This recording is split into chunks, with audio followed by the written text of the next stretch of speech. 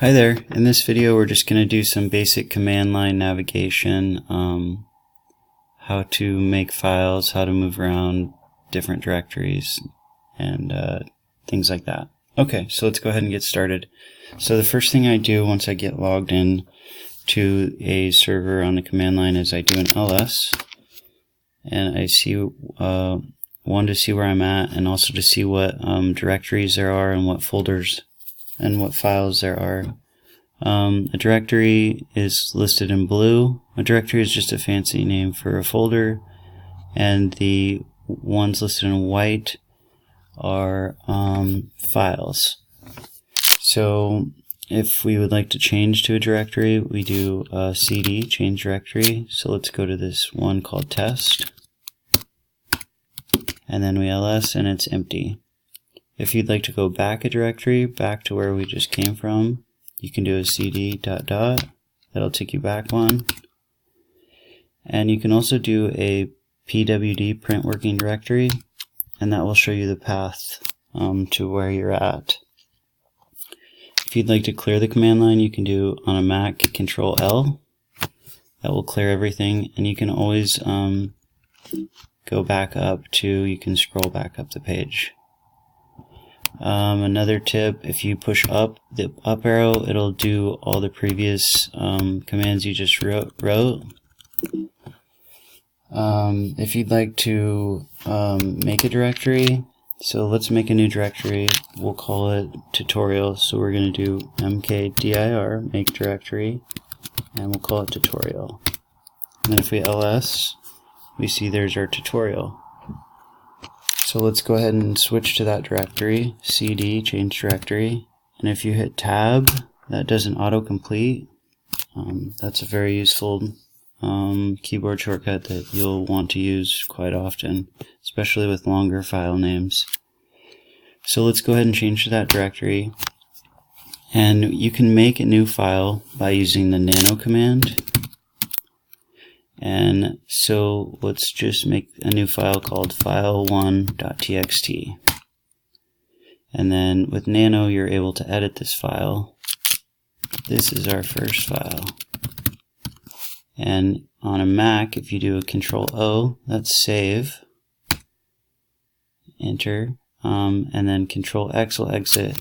If you're not sure, down at the bottom, there's different commands you can do. The caret is control.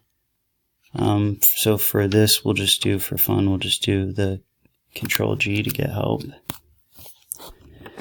And then it'll give you different commands and different information about things you can do while in the nano portion. So let's go ahead and get out of this, Control X, and then we're going to do a Control O to get out of here. Or Control O to save, I'm sorry, and then Control X to exit out. Let's clear this with Control L. Let's see, if we'd like to delete that file we just made, so we have ls, there's our file.1.txt. If we'd like to delete a file, we can do rm, and then the file name, file, tab, autocomplete. It'll ask if we want to, we can type Y for yes, or the whole word yes.